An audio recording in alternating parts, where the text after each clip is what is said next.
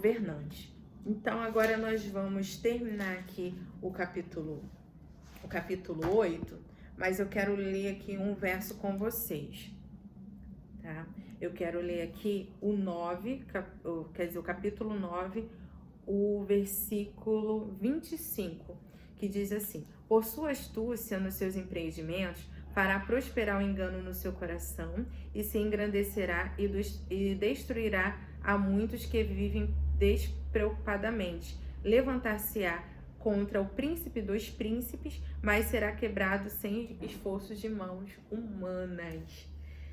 A visão da tarde e da manhã que foi dita é verdadeira, e tu, porém, preserva a visão, porque se refere a dias muito distantes. Olha aqui, gente, que Daniel ele recebeu aqui de primeira mão, né? E a gente viu aqui que esse quarto reino, ele vai se levantar direto contra o príncipe dos príncipes. Quem é o príncipe dos príncipes, gente? Nosso Senhor Jesus, né? E termina aqui o verso 25 falando: mas será quebrado sem esforço de mãos humanas. Então aqui fala, né? Como a gente sabe que a nossa conquista, a nossa vitória contra esses reinos terrenos não vai vir por esforço humano, né? Aí mostra, tem até a visão que mostra lá de Nabucodonosor, no sonho dele, né? Que essa pedra foi arrancada da rocha da montanha, né? Sem esforço de mão, e destruiu ali o último reino, né? E toda a estátua desabou, porque esse último reino, essa última composição, né? Ali desses reinos era formado de ferro e de barro. E como ferro e barro ali não tem liga, né? Não tem sustento, porque aqueles governos foram levantados por meio, né, de intriga, de alianças, de alianças ali através de engano, né? E acaba que esse reino ele vai cair. E é muito interessante a gente entender, gente, porque assim, espiritualmente falando, esses 4 reinos, eles já caíram. Eles já caíram. Jesus, quando né, a gente ouve na palavra de Deus que Jesus já venceu o mundo, tá? Que Jesus já venceu, porque realmente, quando Jesus ele veio, né, aqui na Terra, e ele morreu em nosso lugar, ele cumpriu ali o plano de Deus e ressuscitou, aqui já é a nossa vitória. Aqui já é a queda desses impérios, né? O que vai acontecer agora com o final, que nós vamos ver aqui, que Daniel ele traz aqui pra gente esse período todo da história da humanidade, até o que a gente ainda não viveu, Daniel já revela aqui, né? Mas a gente precisa entender que a maior profecia, ela já se cumpriu. Às vezes a gente fica falando, a maior profecia vai se cumprir com a volta de Jesus.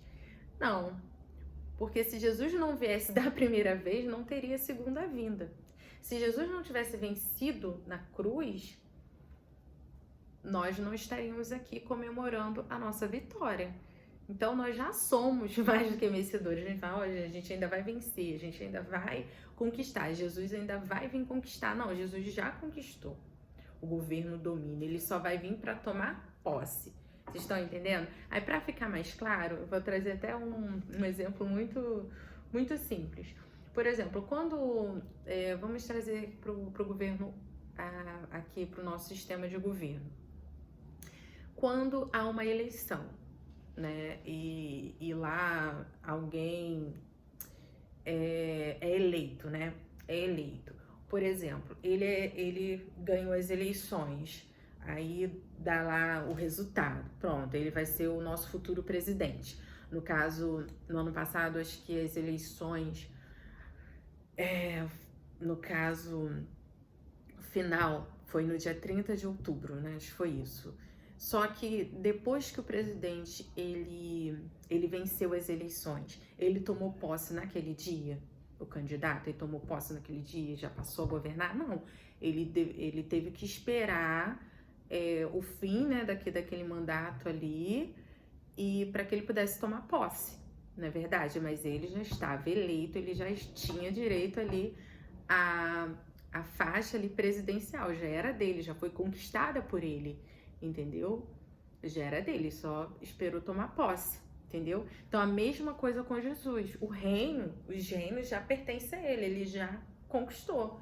Jesus, ele só vai vir agora para tomar posse, entendeu? Ele vai tomar posse daquilo que já é dele por herança, já tá tudo certo. Aí, gente, nós vamos agora para uma parte muito importante, que é o capítulo 9, que é quando Daniel vai interceder pelo seu povo. Porque assim, quando Daniel começa a perceber tudo que o povo vai passar, a seriedade das revelações, ele começa ali a ficar contrito ali, a sentir muito pelo povo, e ele passa aqui a interceder. Então, assim, né? E acontece que Daniel, observando os livros, ele entende que Deus falara ao profeta Jeremias. Então ele começa a pesquisar, igual a gente, né? Vamos pesquisar Apocalipse, vamos pesquisar aqui nos livros das revelações, nos profetas, para a gente entender o que está acontecendo. E aí ele vai entender, ele vai compreender, né, as assolações de Jerusalém, que o profeta Jeremias falava, era de 70 anos. Então Daniel se volta para Deus em súplicas, orações e jejum, pano de saco e cinza, intercede pela nação. E Deus responde a Daniel enviando novamente o anjo Gabriel. E aí Gabriel fala, ó, desde o momento, né, que você começou a buscar, o Senhor me mandou para poder te explicar. Vamos ver lá, 9:23. 9:23, cadê? 9:23. Ó, no princípio das tuas súplicas, saiu a ordem e eu vim para te declarar, porque és muito amado. Considera, pois, as coisas e entende a visão. E aí, gente, pega a visão. Entende? Pega a visão. E como que a gente vai entender? Como a gente vai pegar a visão quando a gente faz aquilo que Daniel fez? Se aplicou ali em buscar, em conhecer, né? E descobriu coisas ali que deixou ele mais, sabe, ali apreensivo, e ele se humilhou, ele se colocou em pano de saco, em cinza, e Deus responde de pronto. Aqui fala, ó, Deus não demorou para mandar a resposta, falou assim, ó, assim que você, Daniel, assim que você se propôs a humilhar, a buscar, a entender, o Senhor me enviou. De pronto, o Senhor me enviou. Como a gente aqui acabou de ler no versículo 23, que eu vou ler de novo. Ó. No princípio das tuas súplicas saiu a ordem e eu vim para te declarar, porque tu és muito amado. Então, gente, Deus ouve, continua clamando que Deus ouve. E aí o anjo foi revelando, ó.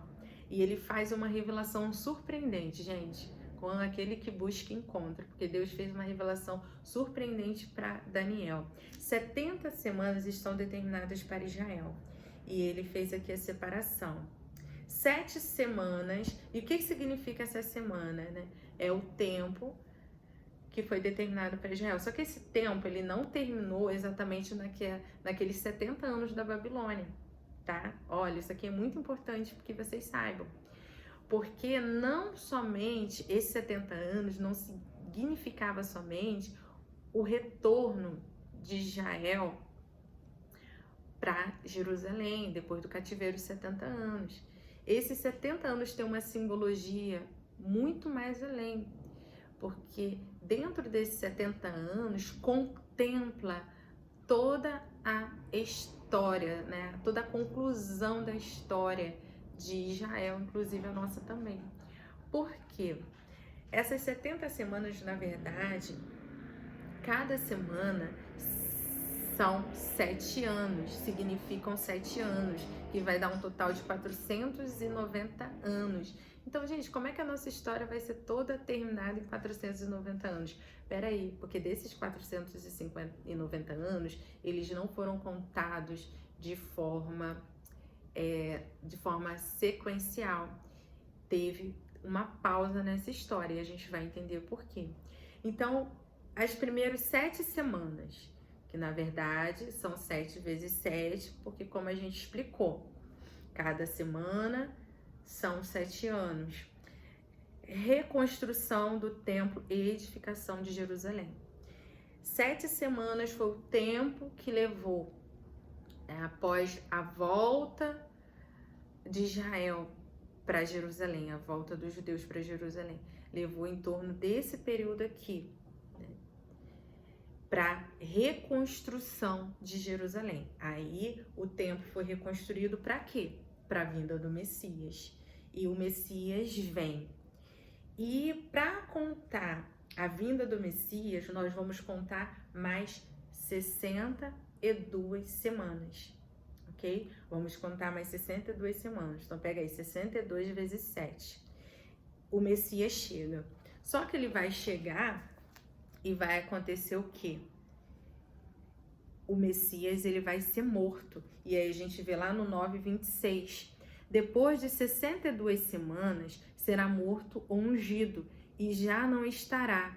E o povo de um príncipe que há de vir destruirá a cidade e o santuário, e o seu fim será como um dilúvio. E até o fim haverá guerras e dessolações são determinadas.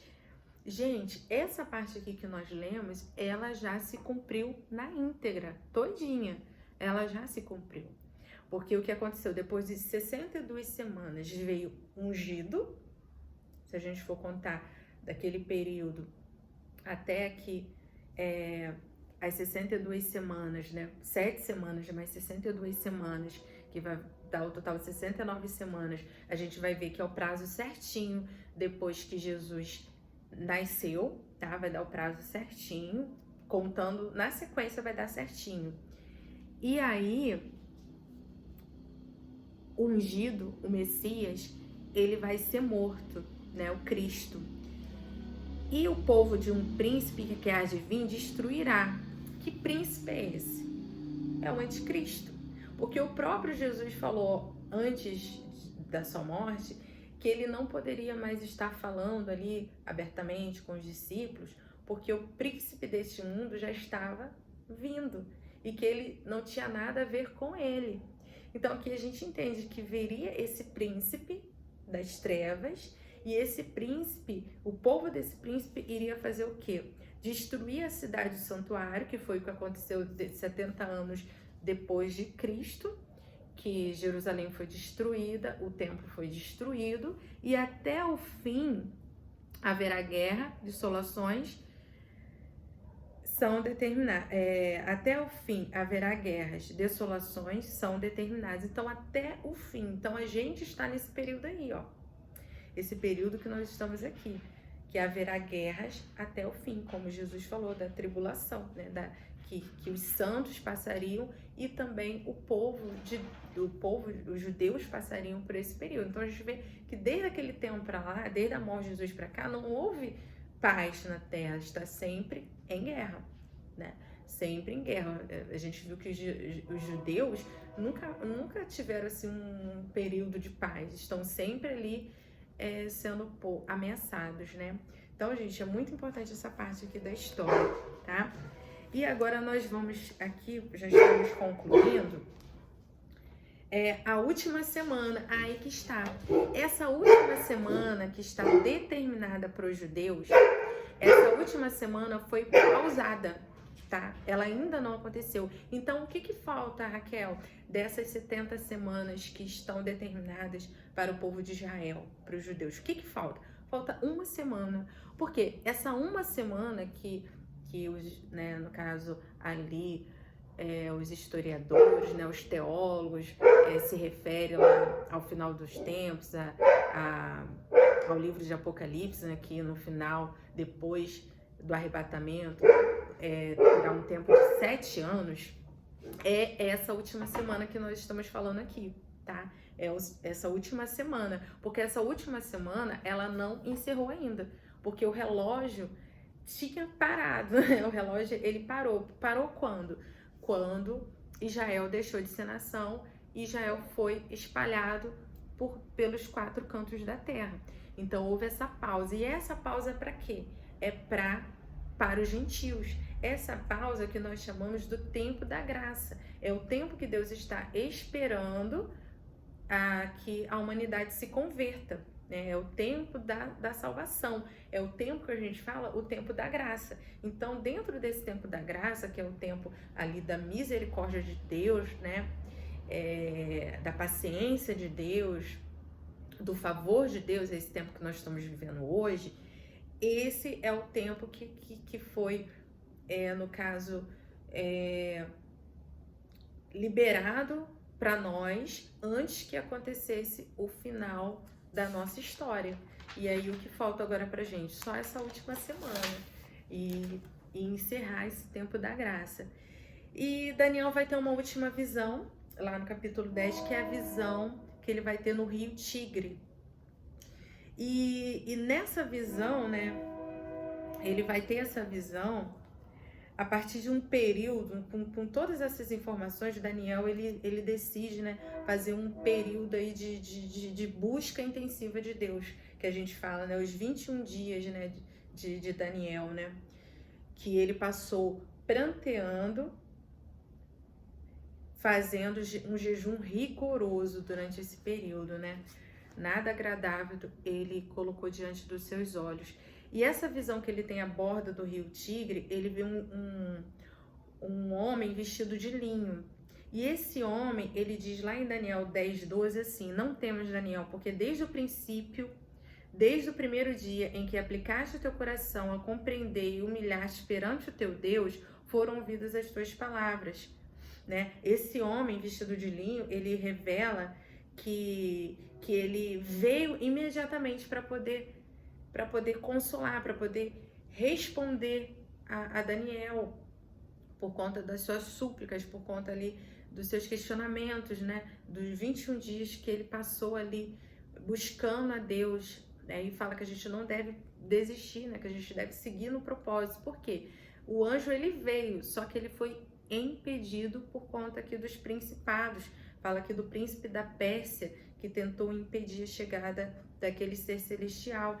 E foi preciso o auxílio de Miguel para que ele pudesse entregar aqui a mensagem para Daniel.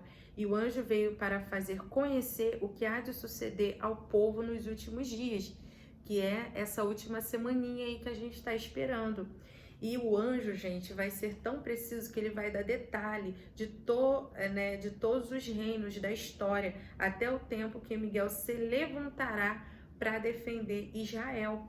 E aí a gente entra aqui no capítulo 12, que fala sobre isso, ó, o versículo 1 do capítulo 12.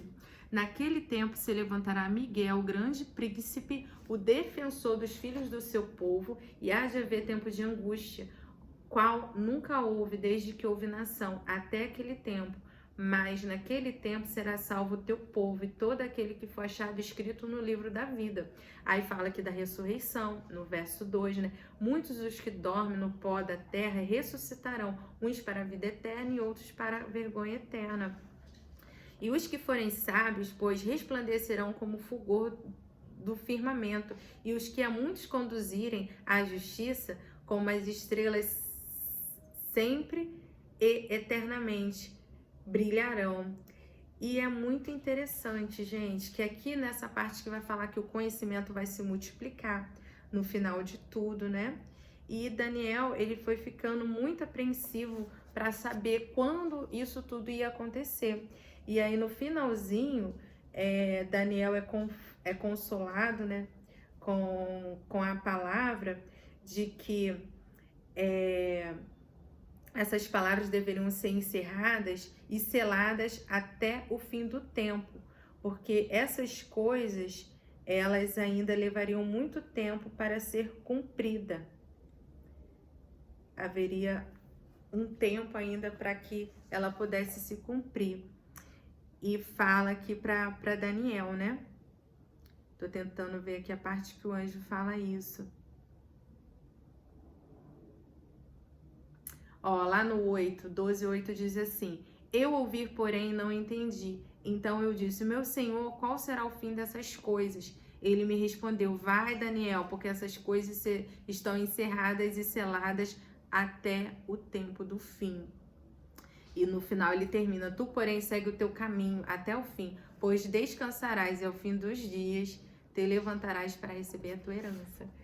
Muito profundo, né? A gente vê aqui tanta informação, tantas coisas contidas, compiladas aqui no livro do profeta Daniel. Gente, é impressionante. A gente deu uma pincelada, mas tem muito mais coisas, mas nós precisamos encerrar o capítulo número 15, tá? Espero que vocês tenham meditado bastante, leiam a apostila para o complemento e nós vamos fechar aqui depois com o próximo vídeo para que a gente fale agora dos profetas menores e encerrar aí a Taná, né? O Antigo Testamento. Fiquem com Deus.